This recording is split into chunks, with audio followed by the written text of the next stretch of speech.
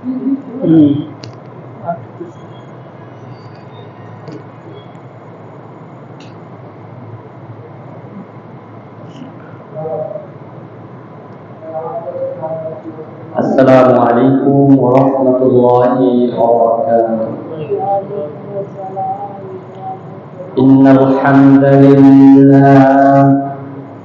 Innal hamdalillah nahmaduhu wa nasta'inuhu wa nastaghfiruh wa na'udzu billahi min shururi anfusina wa min sayyiati a'malina man yahdihillahu fala mudilla lahu wa man yudlilhu fala hadiya lahu wa nashhadu an la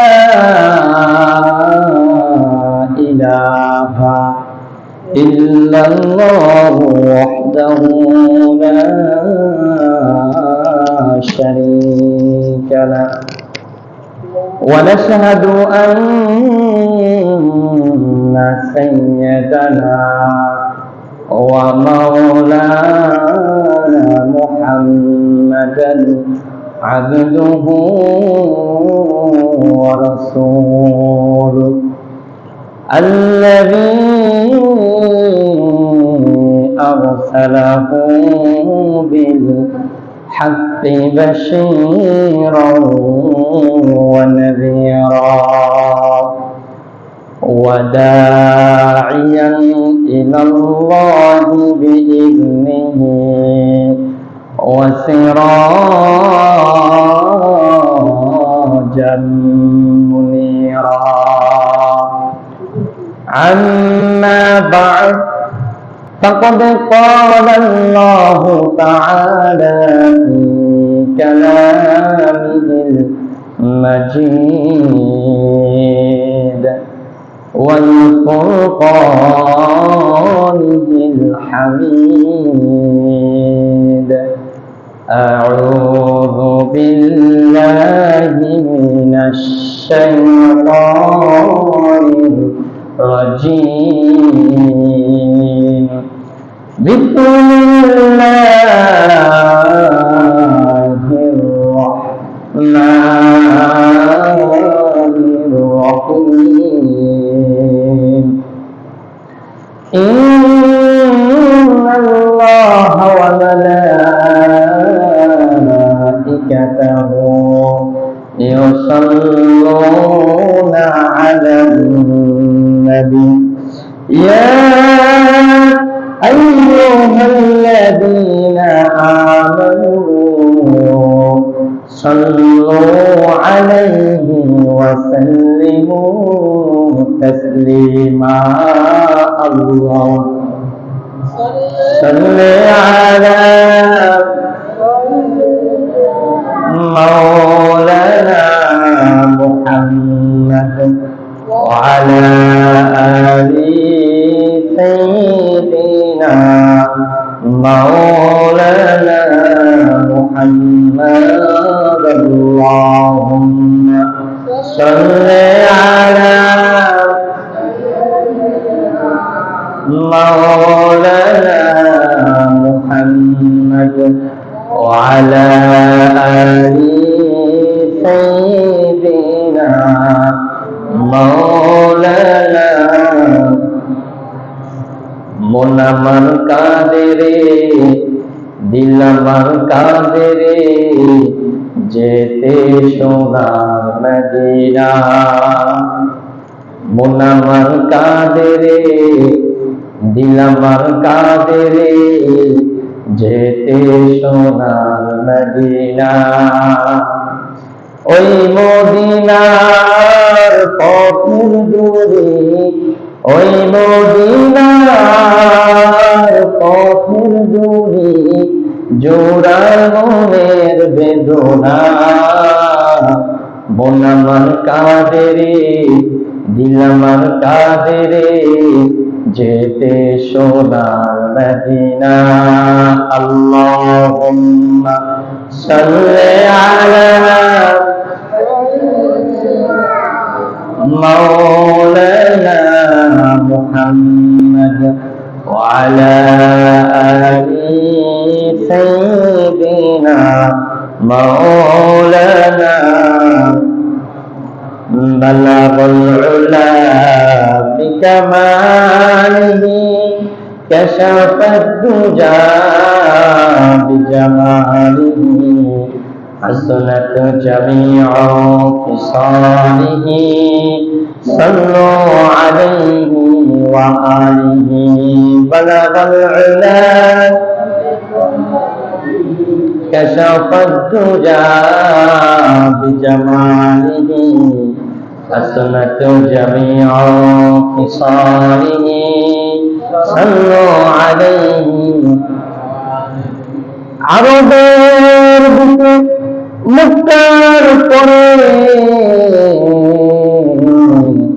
আমিনার যেথায় গো খোদার দিদার কাউকার জ্বলছে বারংবার বালাগাল উলা বিকামালিহি কাশাফাদ দুজা বিজামালিহি হাসনাত জামিউ খিসালিহি সাল্লু আলাইহি। সকলে মুহাব্বতে জিকির করি লা ইলাহা ইল্লাল্লাহ লা ইলাহা লা ইলাহা ইল্লাল্লাহ লা ইলাহা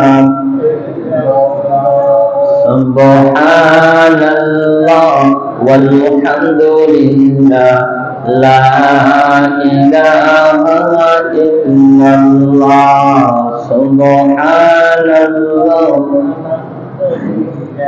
লা ইলাহা হাসবি রাব্বি জাল্লাল্লাহ মা ফি কলবি গায়রুল্লাহ নূর মুহাম্মদ সাল্লাল্লাহ লা ইলাহা ইল্লাল্লাহ লা ইলাহা ইল্লাল্লাহ লা ইলাহা লা ইলাহা ইল্লাল্লাহ মুহাম্মাদুর রাসূলুল্লাহ সাল্লাল্লাহু আলাইহি ওয়াসাল্লাম। উপস্থিত জুমার সম্মানিত মুসল্লিয়ানে কেরাম, পর্দার অন্তরালে আমার শ্রদ্ধেয় সম্মানিত মা ও বোনেরা, সকলকে আমার অন্তরের অন্তরস্থল থেকে আবারও সালাম, আসসালামু আলাইকুম ওয়া রাহমাতুল্লাহি ওয়া বারাকাতুহু। সর্বপ্রথম শুকরিয়া আদায় করে নিচ্ছি ওই মহিয়ান গরিয়ান সত্তার প্রতি যে আল্লাহ সুবহানাহু ওয়া তাআলা আজকের এই মহিমান্বিত দিবসে সাইয়্যিদুল আইয়াম তথা সপ্তাহের শ্রেষ্ঠ দিন আল্লাহর ঘর মসজিদে এসে আমাদের সকলকে একত্রিত হওয়ার তৌফিক এনায়েত করেছে। সেজন্য সকলে শুকরিয়া জ্ঞাপনার্থে উচ্চ কণ্ঠে মালিকের দরবারে বলি আলহামদুলিল্লাহ। তার সাথে সাথে লক্ষ কোটি কোটিবার দুরূদ ও সালাম প্রেরণ করছি যাকে সৃষ্টি না করল আল্লাহ রাব্বুল আলামিন तमाम 18,000 মাখলুকাত, तमाम 7 আসমান 7 জমিন কোনো কিছুই সৃষ্টি করতেন না, সেই নবীর প্রতি একবার দুরূদ করি, সকলে বলি সাল্লাল্লাহু আলাইহি ওয়াসাল্লাম। তার হাজিরিন, আমরা ধারাবাহিক আলোচনা করতেছিলাম। আজকে হচ্ছে রাসূলুল্লাহ সাল্লাল্লাহু আলাইহি ওয়াসাল্লামের ওফাত মোবারক, অর্থাৎ রাসূলুল্লাহ সাল্লাল্লাহু আলাইহি ওয়াসাল্লামের জীবনের শেষ মুহূর্তগুলো কিভাবে কেটেছে এবং রাসূলুল্লাহ সাল্লাল্লাহু আলাইহি ওয়াসাল্লামের ইন্তেকাল কিভাবে ঘটেছে সে সম্পর্কে আলোচনা করব। ওয়া মা তাওফীকি ইল্লা বিল্লাহ। তারা হাজিরিন, আল্লাহ রাসূল সাল্লাল্লাহু আলাইহি ওয়াসাল্লাম মদিনায় দীর্ঘ 10 বছর ছিলেন। কয় বছর? দীর্ঘ 10 বছর থাকার কারণে সেখানে আল্লাহ রাসূল সাল্লাল্লাহু আলাইহি ওয়াসাল্লামের একটা আধিপত্য তৈরি হয়েছে। সেখানের মানুষগুলো আল্লাহ রাসূল সাল্লাল্লাহু আলাইহি ওয়াসাল্লামকে এত ভালোবাসতেন যে আল্লাহ রাসূলের একটা কথায় তারা জীবন পর্যন্ত দিয়ে দিত। সুবহানাল্লাহ। আমরা কেমন ভালোবাসি আল্লাহ রাসূলকে। আমাদের সামনে যদি এক বান্ডিল টাকা থাকে, রাসূলের ভালোবাসা কিসের ঈমান, সবকিছু এক সাইডে, টাকা আরেক সাইডে, ঠিক কিনা? তারা হাজিরিন, কিন্তু সাহাবায়ে কেরাম কেমন ছিলেন, কেমন ভালোবাসতেন আল্লাহ রাসূল সাল্লাল্লাহু আলাইহি ওয়াসাল্লামকে। যে কোনো যুদ্ধের ময়দানে তারা ঝাঁপিয়ে পড়তেন।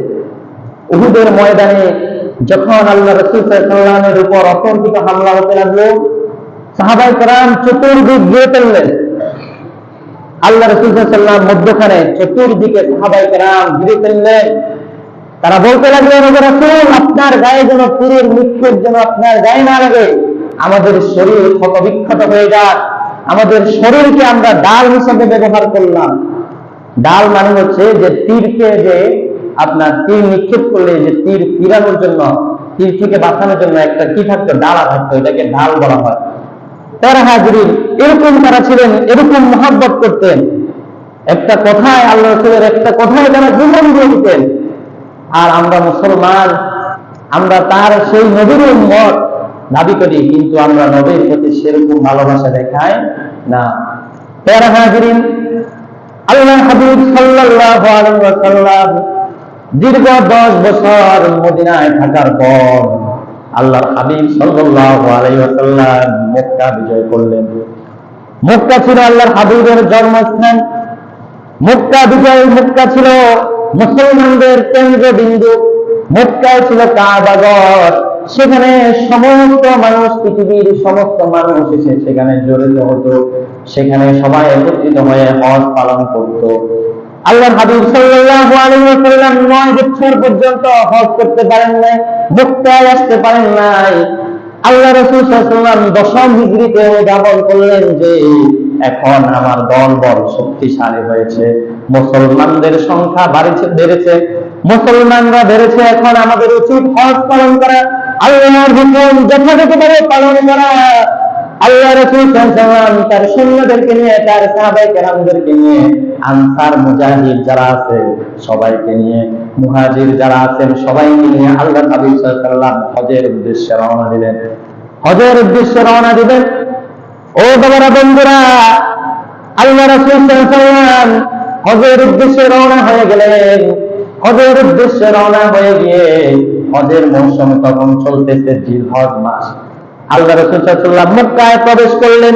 মক্কায় প্রবেশ করার পরে মক্কার মানুষদের সাথে, মক্কার কাফের মুশরিকদের সাথে একটা যুদ্ধ হয়, হুনাইনের যুদ্ধ সেটাকে বলা হয়। এই হুনাইনের যুদ্ধে আল্লাহ রাসূল সাল্লাল্লাহু আলাইহি ওয়াসাল্লাম জয়ী হন। জয়ী হওয়ার পর আল্লাহ পাকের হাবিব মক্কা বিজয় করে নিলেন। সুবহানাল্লাহ। কি করলেন? মক্কা বিজয় করলেন। মক্কার মানুষ যত ধরনের নির্যাতন, যত ধরনের অত্যাচার আল্লাহর হাবিবকে করেছে, কিন্তু আল্লাহর হাবিব মক্কা বিজয়ের পর ঘোষণা দিলেন, যতজন কাফের মুশরিক আছে সবাইকে আমি ক্ষমা করে দিলাম। সুবহানাল্লাহ। কেমন কথা! এত নির্যাতন অত্যাচার করেছে। বিলাল হাবশী রাদিয়াল্লাহু তাআলা আনহুর চামড়া উঠিয়ে নিয়েছে, গরম তেলের মধ্যে তাকে ঢেলে দিয়েছে, তার চামড়াগুলো পুড়ে একেবারে খসে খসে পড়েছে। উত্তপ্ত মরুভূমির মধ্যে তাকে ছেঁচানো হয়েছে। এরপর আবু বকর রাদিয়াল্লাহু তাআলা আনহুর উপর যে অত্যাচার, আলী রাদিয়াল্লাহু তাআলা আনহুর উপর যে অত্যাচার করেছিল, সব কিছু ভুলে গিয়ে আল্লাহর হাবিব সাল্লাল্লাহু আলাইহি ওয়াসাল্লাম সবাইকে কি করে দিলেন? ক্ষমা করে দিলেন। মক্কা বিজয়ের পর 630 হিজরি, নবুয়তের 10ম বছর। এরপর আল্লাহ রাসূল সাল্লাল্লাহু আলাইহি ওয়াসাল্লাম মক্কায় বসবাস করতে লাগলেন। 2 বছর যখন চলে গেল, 632 হিজরি। কত হিজরি? 632 হিজরি। প্যারা হাজিরিন, আল্লাহর হাবিব সাল্লাল্লাহু আলাইহি ওয়াসাল্লাম আস্তে আস্তে অসুস্থতার মধ্যে পড়ে গেলেন। 32 হিজরি যখন আসলো, 632 হিজরি যখন আসলো, আল্লাহ রাসূল সাল্লাল্লাহু আলাইহি ওয়াসাল্লাম অনুধাবন করলেন যে তার মধ্যে প্রচন্ড জ্বর অনুভব করতে পারলেন। প্রচন্ড জ্বরে আক্রান্ত হলেন। এত বেশি জ্বর ছিল, দীর্ঘ 1 মাস পর্যন্ত জ্বর ছিল। দীর্ঘ 1 মাস জ্বর থাকার পর তিনি সফর মাসের শেষ বুধবারে তিনি সুস্থ হলেন। প্যারা হাজরিন, সফর মাসের শেষ বুধবারে সুস্থ হওয়ার পর এটাকে বলা হয় আখিরি সাহার সংবাদ। প্যারা হাজরিন অর্থাৎ আল্লাহ রাসূল সাল্লাল্লাহু আলাইহি ওয়াসাল্লাম এই দিনে কি হয়েছিলেন? সুস্থ হয়েছিলেন। সুস্থ হওয়ার পর সাহাবায়ে কেরাম একত্রিত হয়ে শুকরিয়া আদায় করলেন। সবাই আল্লাহ রাসূল সাল্লাল্লাহু আলাইহি ওয়াসাল্লামকে দেখতে আসলেন, মোলাকাত করলেন, বিভিন্ন কথাবার্তা বললেন। এরপর কিছুদিন যাওয়ার পর, 3-4 দিন যাওয়ার পরে আবার কঠোর জ্বরে আক্রান্ত হলেন। আল্লাহর হাবিব সাল্লাল্লাহু আলাইহি ওয়াসাল্লামের এত বেশি জ্বরে আক্রান্ত হলেন। এর আগে আল্লাহ রাসূল সাল্লাল্লাহু আলাইহি ওয়াসাল্লাম জিলহজ মাসে আল্লাহ রাসূল সাল্লাল্লাহু আলাইহি ওয়াসাল্লাম যে হজ করার জন্য গেলেন, প্রথমবার তো যখন মক্কা বিজয় হলো তখন হজ করতে আসলেন। পরবর্তীতে মক্কা বিজয়ের পর আল্লাহ রাসূল সাল্লাল্লাহু আলাইহি ওয়াসাল্লাম পরবর্তী বছরে হজ করতে আসলেন, যে জিলহজ মাসে। কোন মাসে? জিলহজ মাসে। হজ করার পর হজ করতে এসে আল্লাহ রাসূল সাল্লাল্লাহু আলাইহি ওয়াসাল্লাম তিনি অনুধাবন করলেন তিনি হয়তো আর বেশি দিন বাঁচবেন না। এই জন্য বাবারা, বন্ধুরা, আল্লাহর হাবিব সাল্লাল্লাহু আলাইহি ওয়াসাল্লাম যখন আরাফাতের ময়দানে খুতবা দিবেন, আরাফাতের ময়দানে খুতবা সংক্ষেপে শেষ করলেন, কিন্তু পরের দিন আল্লাহ রাসূল সাল্লাল্লাহু আলাইহি ওয়াসাল্লাম সমস্ত মুসলিমদেরকে খবর দিলেন। এই সময় মুসলিমরা বিভিন্ন দেশে ছড়িয়ে ছিটিয়ে রয়েছে। এক এক জায়গায় এক একজন চলে গিয়েছে ইসলাম প্রচারের জন্য। কিসের জন্য? ইসলাম প্রচারের জন্য এক একজনকে আল্লাহ রাসূল সাল্লাল্লাহু আলাইহি ওয়াসাল্লাম এক এক জায়গায় পাঠিয়ে দিয়েছিলেন। কিন্তু যখন হজের মৌসুম আসে, সবাই এসে কোথায় একত্রিত হয়? মক্কায় একত্রিত হয়। এই মক্কায় একত্রিত হওয়ার পর আল্লাহ রাসূল সাল্লাল্লাহু আলাইহি ওয়াসাল্লাম একটা ভাষণ দিলেন, এটাকে বলা হয় বিদায় হজের ভাষণ। কিসের ভাষণ? বিদায় হজের ভাষণ। আল্লাহ রাসূল সাল্লাল্লাহু আলাইহি ওয়াসাল্লাম ওই হজের মৌসুমে, বিদায় হজের মৌসুমে সমস্ত সাহাবায়ে কেরাম উপস্থিত ছিলেন। 1 লক্ষ সাহাবায়ে কেরাম উপস্থিত ছিলেন। 1 লক্ষ সাহাবীদের সামনে তিনি ভাষণ দিলেন। আল্লাহ রাসূল সাল্লাল্লাহু আলাইহি ওয়াসাল্লাম বলেন, তোমরা আজকে সবাই সাক্ষী থাকো, আমি তোমাদের মাঝে সম্পূর্ণ দিন প্রচার করতে পারছি কি পারি না? এই প্রশ্ন সাহাবায়ে কেরামকে বললেন। সবাই বললেন, হ্যাঁ, অবশ্যই আপনি সম্পূর্ণ দিন প্রচার করলেন আমাদের সামনে। আল্লাহ রাব্বুল আলামিন বলেন, আল ইয়াউমা আকমালতু লাকুম দীনাকুম ওয়া আতমামতু আলাইকুম নি'মাতি ওয়া রাদিতু লাকুমুল ইসলাম দীনা। আল্লাহ রাসূল সাল্লাল্লাহু আলাইহি ওয়াসাল্লামকে আল্লাহ পাক রব্বুল আলামিন বলেন যে, ও রাসূল, আমি ইসলামকে আপনার উম্মতদের জন্য পরিপূর্ণ জীবন বিধান করে দিলাম। সুবহানাল্লাহ। ইসলামকে কি করে দিলাম? পরিপূর্ণ জীবন বিধান। অর্থাৎ আল্লাহ রাসূল সাল্লাল্লাহু আলাইহি ওয়াসাল্লাম বলেছেন যে পূর্ণাঙ্গ জীবন বিধান, তোমরা তোমাদের রাষ্ট্রীয় জীবন, সমাজ জীবন, পারিবারিক জীবন, তোমাদের ধর্মীয় জীবন, যা কিছু আছে সব কিছু আজকে পরিপূর্ণ হলো। সবাই এক সুরে জবাব দিলেন, ইয়া রাসূলুল্লাহ, ইয়া হাবিবাল্লাহ, হ্যাঁ, আজকে দিন পরিপূর্ণভাবে প্রকাশ পেল। সুবহানাল্লাহ। এরপর আল্লাহ রাসূল সাল্লাল্লাহু আলাইহি ওয়াসাল্লাম আরেকটি ঘোষণা দিলেন বিদায় হজের ভাষণে। আল্লাহ রাসূল সাল্লাল্লাহু আলাইহি ওয়াসাল্লাম বলেন যে মক্কা নগরীর মধ্যে আগে যখন মক্কা নগরীর মধ্যে কাটাকাটি, হানাহানি, রক্তপাত, যুদ্ধ বিগ্রহ হতো, আজকে থেকে মক্কা নগরীর ভিতরে যত প্রকার হানাহানি, যত প্রকার কাটাকাটি, যত প্রকার যুদ্ধ বিগ্রহ আছে, রক্তপাত আছে, সমস্ত কিছু হারাম ঘোষণা করলাম। সুবহানাল্লাহ। এখনো পর্যন্ত মক্কা নগরীর ভিতরে কোন ধরনের কাটাকাটি, হানাহানি, মারামারি হওয়া নিষেধ, সবকিছু নিষেধ। ওখানে কোন ধরনের কাটাকাটি করা যাবে না, রক্তপাত করা যাবে না, একে অপরের সাথে ঝগড়ায় লিপ্ত হওয়া যাবে না, নিষেধ। তারা হাজিরিন, আল্লাহ রাসূল সাল্লাল্লাহু আলাইহি ওয়াসাল্লাম আরেকটি ঘোষণা দিলেন যে আজকে থেকে জাহেলি যুগে মানুষ সুদের ব্যবসা করত, আজকে থেকে সমস্ত সুদের ব্যবসা হারাম ঘোষণা করা হলো। এভাবে আল্লাহ রাসূল সাল্লাল্লাহু আলাইহি ওয়াসাল্লাম বিভিন্ন দিক নির্দেশনা দিলেন। এরপর আল্লাহ রাসূল সাল্লাল্লাহু আলাইহি ওয়াসাল্লাম শেষ মুহূর্তে একটি কথা বললেন, তোমাদের সাথে হয়তো আমার আর দেখা নাও হতে পারে। এই কথা বলার সাথে সাথে সাহাবায়ে কেরাম বুঝতে আর বাকি রইল না, সবাই কান্নায় ভেঙে পড়লেন, হাউমাউ করে কান্নাকাটি করতে শুরু করলেন। ওগো রাসূল, আমরা বুঝি আপনাকে হারিয়ে ফেলবো, আমরা বুঝি আপনার আজ সুবহাত পাবো না। যে সকল সাহাবী দূর দূরান্ত থেকে এসেছে তারা কেউ আর যেতে চাইতেছে না, তারা সবাই মক্কায় থেকে গেল, সবাই মক্কায় রয়ে গেল, কেউ যাইতে চাচ্ছে না। কারণ কখন আল্লাহ রাসূল সাল্লাল্লাহু আলাইহি ওয়াসাল্লাম ইন্তেকাল করে, কখন দুনিয়া থেকে আল্লাহ রাসূল সাল্লাল্লাহু আলাইহি ওয়াসাল্লাম চলে যায়, কেউ মক্কা থেকে যাচ্ছে না। আল্লাহর হাবিব সাল্লাল্লাহু আলাইহি ওয়াসাল্লাম তাদেরকে বললেন, ও আমার সাহাবীরা রে, তোমরা যদি দেশের বিভিন্ন জায়গায় না যাও তাহলে এই ইসলাম প্রচার কে করবে? তাদেরকে বুঝিয়ে শুনিয়ে আল্লাহ রাসূল সাল্লাল্লাহু আলাইহি ওয়াসাল্লাম পাঠিয়ে দিলেন বিভিন্ন দেশে ইসলাম প্রচারের জন্য। প্যারা হাজিরিন, আল্লাহ হাবিব সাল্লাল্লাহু আলাইহি ওয়াসাল্লাম অসুস্থতায় ভুগতেছেন, প্রচুর জ্বর, এত বেশি জ্বর যে জ্বরের কারণে আল্লাহ রাসূল সাল্লাল্লাহু আলাইহি ওয়াসাল্লাম কাঁপুনি এসে গিয়েছে, সারাক্ষণ কাঁপুনির মধ্যে থাকেন। তিনি মসজিদে গিয়ে নামাজ পড়তে পারেন না, মসজিদে গিয়ে জামাতের সহিত নামাজ পড়তে পারেন না। প্যারা হাজিরিন, রবিউল আউয়াল মাস, রবিউল আউয়াল মাসের প্রথম দিকে আল্লাহ রাসূল সাল্লাল্লাহু আলাইহি ওয়াসাল্লাম এত বেশি আবার আক্রান্ত হলেন, এত বেশি জ্বর, এত বেশি জ্বর, মসজিদে নববীর ডান পাশে আল্লাহ হাবিব সাল্লাল্লাহু আলাইহি ওয়াসাল্লামের হুজরাখানা ছিল। মসজিদে নববীর ডান পাশে আল্লাহ হাবিব সাল্লাল্লাহু আলাইহি ওয়াসাল্লামের হুজরাখানা ছিল, মধ্যখানে একটা পর্দা ছিল, সামরার একটা পর্দা ছিল। প্যারা হাজিরিন, একদিন ফজরের নামাজের সময় হয়ে গেল। প্রতিদিন আল্লাহ রাসূল সাল্লাল্লাহু আলাইহি ওয়াসাল্লাম অসুস্থতার মধ্যে গিয়ে নামাজ পড়তেন, কিন্তু শেষ মুহূর্তের দিকে এত বেশি জ্বর, এত বেশি অসুস্থতা, আল্লাহ রাসূল সাল্লাল্লাহু আলাইহি ওয়াসাল্লাম ঘুম থেকে উঠতে পারতেছেন না, শোয়া থেকে উঠে দাঁড়াতে পারতেছেন না। আম্মাজান আয়েশাকে বললেন, ও আয়েশা, আমাকে একটু দাঁড় করাও। আম্মাজান আয়েশা রাদিয়াল্লাহু তাআলা আনহা আল্লাহ রাসূল সাল্লাল্লাহু আলাইহি ওয়াসাল্লামকে দাঁড় করিয়ে ওযু করিয়ে দিলেন। ওযু করিয়ে যখন মসজিদে নববীর দিকে যাবেন, আল্লাহর হাবিব সাল্লাল্লাহু আলাইহি ওয়াসাল্লাম পা সামনের দিকে বাড়াতে পারতেছেন না, আবার তিনি শুয়ে গেলেন। ও বাবারা, বন্ধুরা, সাহাবায়ে কেরাম ফজরের নামাজের জামাতের সময় হয়ে গিয়েছে। সাহাবায়ে কেরাম সবাই নবীর অপেক্ষায় রয়েছে, কখন নবী সাল্লাল্লাহু আলাইহি ওয়াসাল্লাম আসবে, কখন জামাত আরম্ভ হবে। সবাই অপেক্ষা করতে করতে দেখলেন যে জামাতের সময় পার হয়ে যাচ্ছে। তখন তারা সকলে সিদ্ধান্ত করলো যে আবু বকর আজকে ফজরের জামাতের নামাজ পড়াবে, আজকে আবু বকর ইমামতি করবে।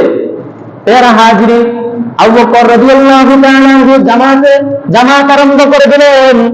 আবু বকর রাদিয়াল্লাহু তাআলা আনহু যখন নামাজ পড়াতে লাগলেন, আল্লাহর রাসূলের হুজরাখানা থেকে শোনা যাচ্ছে, স্পষ্টভাবে শোনা যাচ্ছে।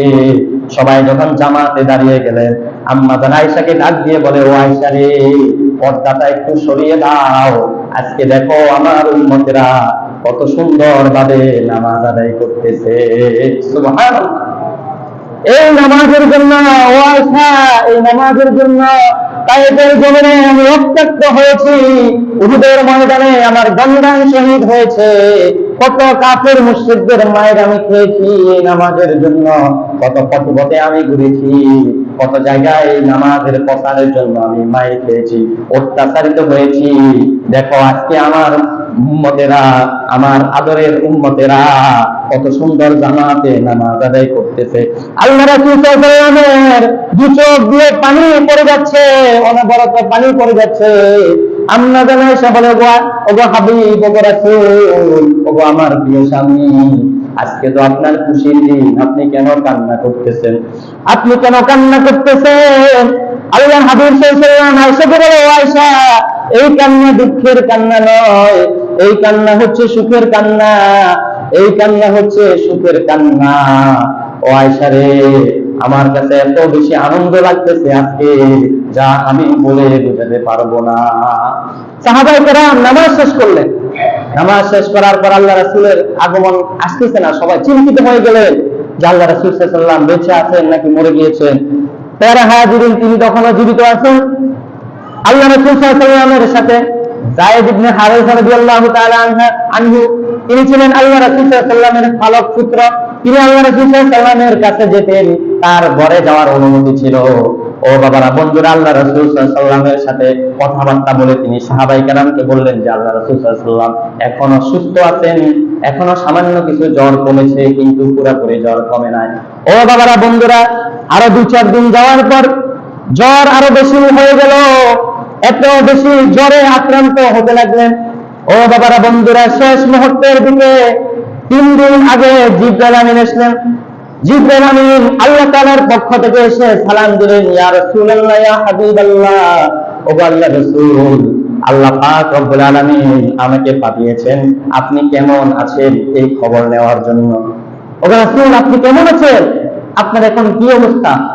আল্লাহ রাসূল সাল্লাল্লাহু আলাইহি ওয়াসাল্লাম কান্না কান্না ভাবে বলে, ও জিবরাইল, আমার অবস্থা ভালো না, আমি অধিক জ্বরে আক্রান্ত, এত বেশি জ্বর আমার, জ্বরের কারণে আমি খাওয়া দাওয়া খাইতে পারি না, নামাজ পর্যন্ত পড়তে পারি না, শোয়া থেকে দাঁড় হতে পারি না, দাঁড়াতে পারি না, এত বেশি আমার জ্বর, আমি ভারাক্রান্ত। প্যারা হাজিরিন, জিবরাইল আমিন খবর নিয়ে চলে গেলেন আল্লাহ তাআলার দরবারে। আল্লাহ তাআলার দরবারে চলে যাওয়ার পর আবার জিবরাইল আমিন পরের দিন আবার আসলেন। আসার পর জিবরাইল আমিন আল্লাহ রাসূল সাল্লাল্লাহু আলাইহি ওয়াসাল্লামকে জিজ্ঞেস করলেন, ইয়া রাসূলুল্লাহ, ইয়া হাবিবাল্লাহ, ও আল্লাহর রাসূল, আপনার কি অবস্থা, আপনি কেমন আছেন? এই প্রশ্ন করার পর তদ্রুপ আবার আল্লাহ রাসূল সাল্লাল্লাহু আলাইহি ওয়াসাল্লাম বলেন, ও জিবরাইল, আমার অবস্থা ভালো না, আমি জ্বরে এত বেশি আক্রান্ত, এত বেশি জ্বর, কালকের থেকেও আজকে বেশি জ্বর বেড়ে গিয়েছে, জ্বরের কারণে আমি খাবার দাবার খেতে পারি না, জ্বরের কারণে আমি নামাজ পর্যন্ত ঠিকঠাক মতে পড়তে পারি না। আল্লাহ রাসূল সাল্লাল্লাহু আলাইহি ওয়াসাল্লাম জিবরাইল আমিনকে কথা বলার পর জিবরাইল আমিন চলে গেলেন। তৃতীয় দিন আবার আসলেন, সালাম দিলেন, ইয়া রাসূলুল্লাহ, ইয়া হাবিবাল্লাহ, আসসালামু আলাইকা ইয়া রাসূলুল্লাহ, ইয়া হাবিবাল্লাহ, ও আল্লাহর রাসূল, আমি আপনার দরবারে আসার জন্য অনুমতি চাইলাম। তারা হাজিরিন, আল্লাহ রাসূল সাল্লাল্লাহু আলাইহি ওয়াসাল্লাম অনুমতি দিলেন। আবার বললেন, ও রাসূল, আজকে আমার সাথে আরেকজন ফেরেশতা এসেছে, যার নাম হচ্ছে ইসমাঈল আলাইহিস সালাম। এই ইসমাঈল আলাইহিস সালাম হচ্ছেন 1 লক্ষ ফেরেশতার সর্দার। যে 1 লক্ষ ফেরেশতার সর্দার, ওই আবার ফেরেশতাগুলো প্রত্যেকে 1 লক্ষ ফেরেশতার সর্দার। সুবহানাল্লাহ, এরকম মর্যাদাপূর্ণ একজন ফেরেশতা আপনার সাথে দেখা করার জন্য এসেছেন। তিনি আসলেন, তিনি সালাম দিলেন, আল্লাহ রাসূল সাল্লাল্লাহু আলাইহি ওয়াসাল্লামের হাল হাকিকত সম্পর্কে জানলেন। এরপরই আসলো মালাকুল মউত আজরাইল আলাইহিস সালাম। সকলে বলি, ইয়া রাসূলুল্লাহ, ইয়া হাবিবাল্লাহ।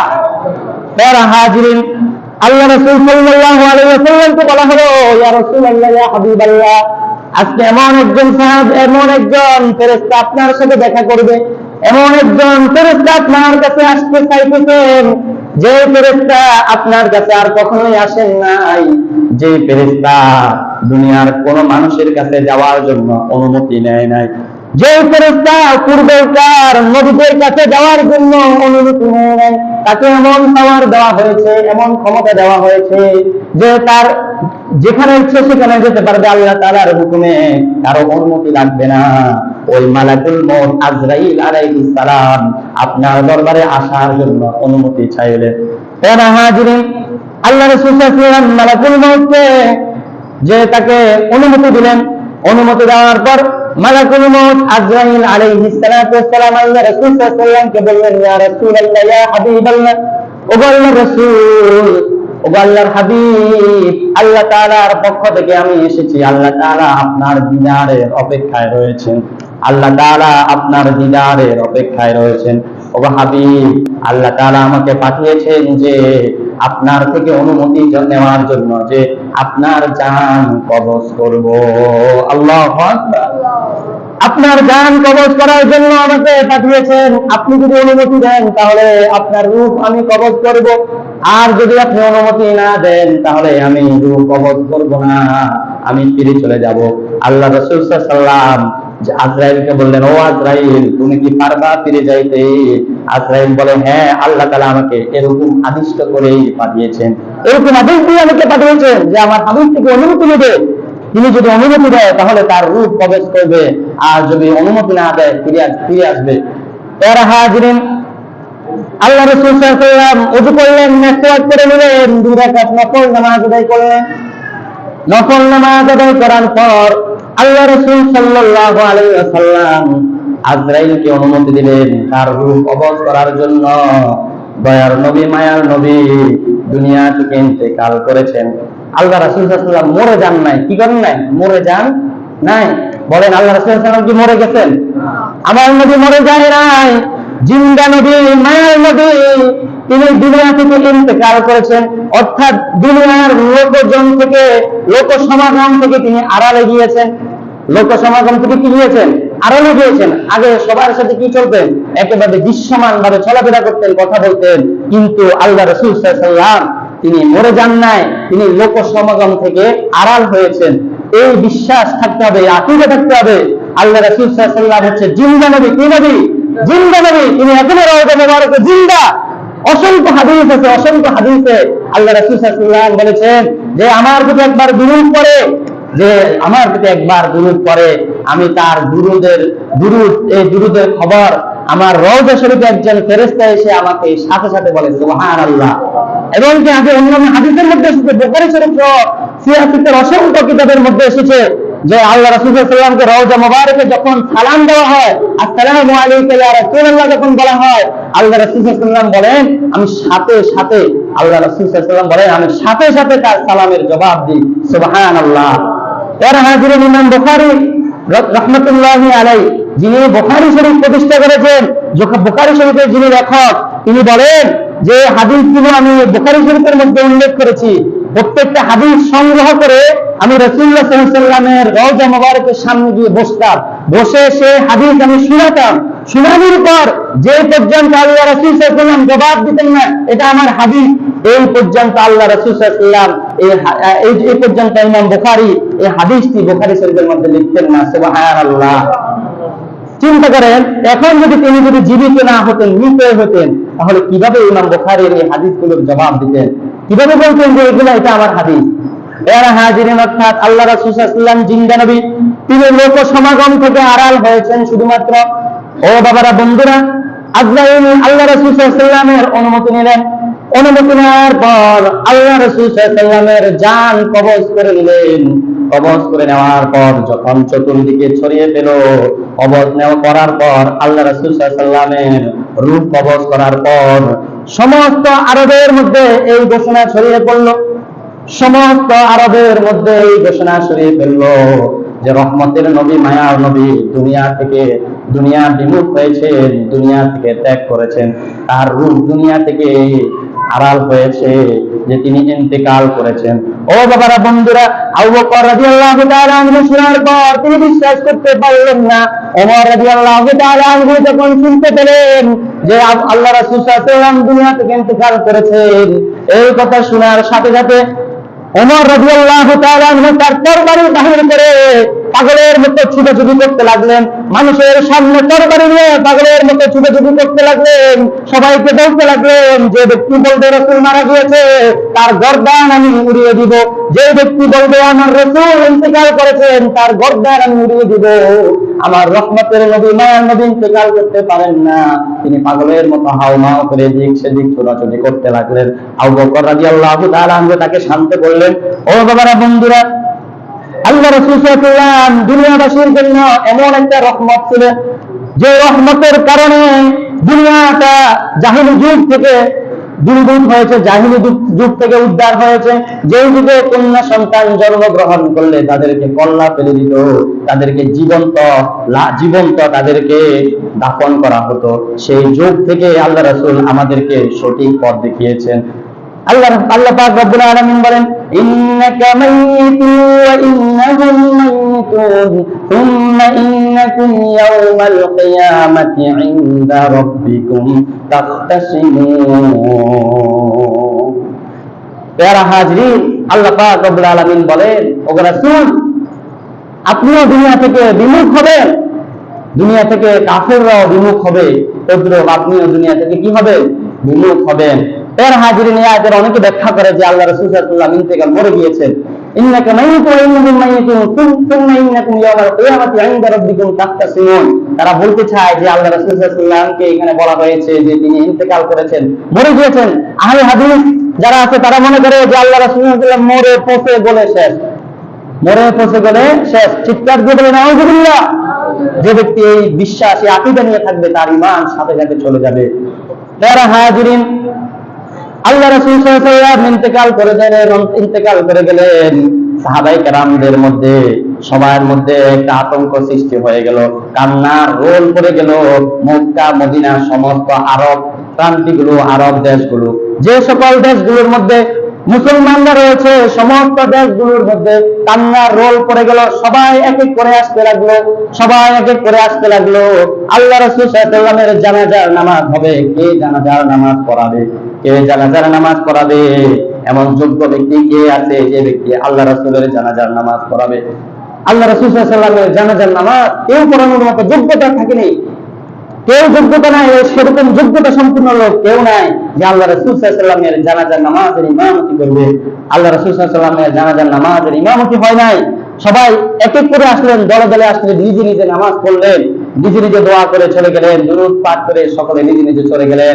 এই বিনা জানাজায় আল্লাহ রাসূল সাল্লাল্লাহু আলাইহি ওয়াসাল্লামের যে আল্লাহ রাসূল সাল্লাল্লাহু আলাইহি ওয়াসাল্লামের কি হলো, দাফন হয়ে গেল। এটা বড় একটা প্রমাণ হয় যে মৃত ব্যক্তির কি হয়, জানাজা হয়। মৃত ব্যক্তির কি হয়? যে ব্যক্তি মরে যায় তার কি হয়? জানাজা হয়। আমার রাসূল মরে যায় নাই, এজন্য সাহাবায়ে কেরাম কি পড়ে নাই? জানাজার নামাজ পড়ে নাই। এজন্য কি পড়ে নাই? জানাজার নামাজ পড়ে নাই। তিনি যদি মরে যেতেন তাহলে সাহাবায়ে কেরাম সবাই কি করতেন? জানাজার নামাজ পড়তেন। তারা হাজিরিন, আল্লাহ রাসূল সাল্লাল্লাহু আলাইহি ওয়াসাল্লাম 63 সাল জিন্দেগি, তার এই জিন্দেগির মধ্যে ইসলামকে তিনি পরিপূর্ণভাবে ফুটিয়ে তুলেছেন। আল্লাহ রাব্বুল আলামিন বলেন ইন্না দীনা ইনদাল্লাহিল ইসলাম, যে ইসলাম হচ্ছে পরিপূর্ণ জীবন বিধান। এই পরিপূর্ণ জীবন বিধান বাস্তবায়ন করার পর আল্লাহ রাসূল সাল্লাল্লাহু আলাইহি ওয়াসাল্লাম দুনিয়া থেকে বিদায় নিলেন। 63 সাল জিন্দেগি কান্দিয়াছেন উম্মতি, এখনো কান্দে নবী মদিনাতে। দয়ালো নবী প্রেমের ছবি আর আসবে না জগতে। দয়ালো নবী প্রেমের ছবি আর আসবে না জগতে। 63 সাল জিন্দেগি কান্দিয়াছেন উম্মতি, 63 সাল জিন্দেগি কান্দিয়াছেন উম্মতি, এখনো কান্দে নবী মদিনাতে। দয়ালো নবী প্রেমের ছবি আর আসবে না জগতে। আমার দয়ালো নবী প্রেমের ছবি আর আসবে না জগতে। তার হাজরিন, কেমন ইসলাম আমাদের জন্য রেখে গিয়েছেন, সেই ইসলাম নিয়ে আমরা সিনিবিনি করি, ইসলামকে আমরা তুচ্ছ তাচ্ছিল্য করি। আমরা ইসলামকে মনে করি যে মসজিদের ভিতরে ইসলাম সীমাবদ্ধ মসজিদের ভিতরে ইসলাম, মসজিদের ভিতরে ইসলাম, মসজিদের বাহিরে ইসলাম নাই। মসজিদের ভিতরে আমরা ইসলাম মনে করি যে মসজিদের ভিতরে আসলে নামাজ কালাম সবকিছু করবো, ইসলামের কথা শুনবো, মানবো, সবকিছু করবো। মসজিদ থেকে বাইরে হলে শেষ, মসজিদ থেকে বাইরে হলে কি শেষ? অথচ আল্লাহ রাসূল সাল্লাল্লাহু আলাইহি ওয়াসাল্লাম পুরো জীবনীটা, পুরো জীবনীর মধ্যে আল্লাহ রাসূল সাল্লাল্লাহু আলাইহি ওয়াসাল্লামের পুরো জীবনীর মধ্যে কিভাবে রাষ্ট্র পরিচালনা করতে হবে, কিভাবে সমাজ পরিচালনা করতে হবে, কিভাবে ব্যক্তিগত জীবন পরিচালনা করতে হবে, কিভাবে ব্যবসা করতে হবে, বাণিজ্য করতে হবে, কিভাবে বাহিরের রাষ্ট্রগুলোর সাথে সুসম্পর্ক বজায় রাখতে হবে, সবকিছু আছে কি নাই? সবকিছু আছে কি নাই? সবকিছু আছে। আমরা যদি সেগুলো করি, আমরা যদি সেগুলো অনুসরণ করি, আমাদেরকে সফলতা দিবেন কে? আল্লাহ দিবেন। তারা হাজিরিন, আল্লাহ তাআলা আমাদের সকলকে আল্লাহ রাসূল সাল্লাল্লাহু আলাইহি ওয়াসাল্লামকে অনুকরণ করার তৌফিক দান করুক। সকলে বলে আমিন। ওয়া আখিরু দাওয়ানা আলহামদুলিল্লাহি রাব্বিল আলামিন। আসসালামু আলাইকুম ওয়া রাহমাতুল্লাহি ওয়া বারাকাতুহু। যাদের সাদাকাত তরজমা বাকি রয়েছে